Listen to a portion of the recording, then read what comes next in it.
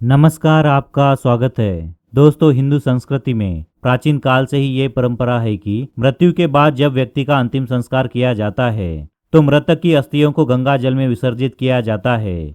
लेकिन दोस्तों, क्या आप जानते हैं आखिर मृतक की अस्थियों को क्यों गंगा जल में विसर्जित किया जाता है?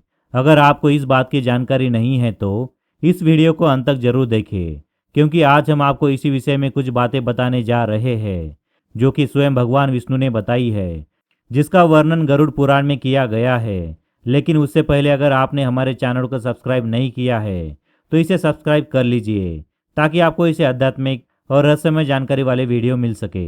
दोस्तों, गरुड़ पुराण के अध्याय 10 के कथा के अनुसार पक्षीराज गरुड़ भगवान विष्णु से पूछते हैं कि हे स्वामी, जब भी किसी की मृत्यु होती है तो मृतक के परिजन उसका दाह संस्कार करते हैं, लेकिन उसके परिजन अस्थियों को क्यों संचित करके रखते हैं और उनको गंगा जल में क्यों विसर्जित करते हैं? पक्षीराज गरुड़ के प्रश्न सुनकर भगवान विष्णु कहते हैं, हे गरुड़, जब भी किसी मनुष्य की मृत्यु हो जाती है और उसका दाह संस्कार किया जाता है तो दाह संस्कार के चौथे दिन वस्त्र या मिट्टी के बर्तन में अस्थियां संचित करनी चाहिए और उस मृतक के परिजनों द्वारा उसका पिंडदान करके अस्थियां गंगा में विसर्जित करनी चाहिए। इसके आगे भगवान विष्णु कहते हैं, हे गरुड़, जिस मृत मनुष्य की अस्थि 10 दिन के अंदर गंगा जल में विसर्जित हो जाती है उसका ब्रह्मलोक से कभी भी पुनरागमन नहीं होता।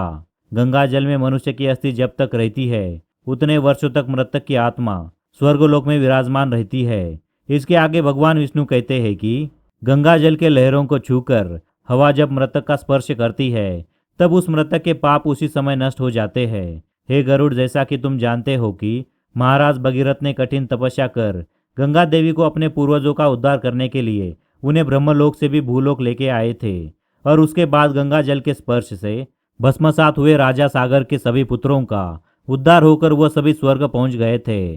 तब से देवी गंगा के पवित्र जल की ख्याति तीनों लोकों में विख्यात है। आगे भगवान विष्णु कहते हैं, जो मनुष्य अपनी पूर्व अवस्था में पाप करके मर जाते हैं और उनकी अस्थियों को गंगा में विसर्जित कर दिया जाता है, उनका भी उद्धार होके स्वर्ग में चले जाते हैं।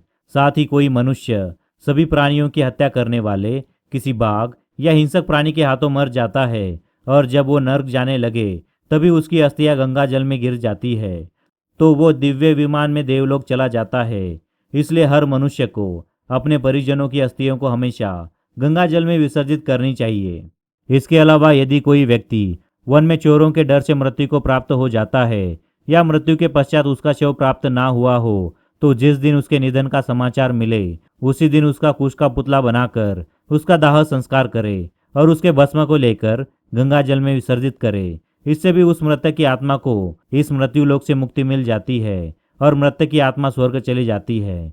इन सब के अलावा अगर मृतक कोई 27 महीने तक का बालक हो तो उसका अंतिम संस्कार जमीन में गाड़ कर करना चाहिए और उसके ऊपर के उम्र वाले बालक का दाह संस्कार करे और उसकी अस्थियां गंगा जल में विसर्जित करनी चाहिए। इसके आगे भगवान विष्णु कहते हैं, हे गरुड़, जो भी मनुष्य अपने मृतक परिजनों की अस्थियां गंगा जल में विसर्जित करता है उसके मृत परिजन की आत्मा सारे पापों से मुक्त हो जाती है और उसके लिए स्वर्ग के द्वार खुल जाते हैं। तो दोस्तों, उम्मीद करता हूँ आप लोग समझ गए होंगे कि अस्थियों का विसर्जन गंगा जल में क्यों करते हैं। दोस्तों, वीडियो पसंद आई तो लाइक करें, साथ ही चैनल को सब्सक्राइब करें। धन्यवाद।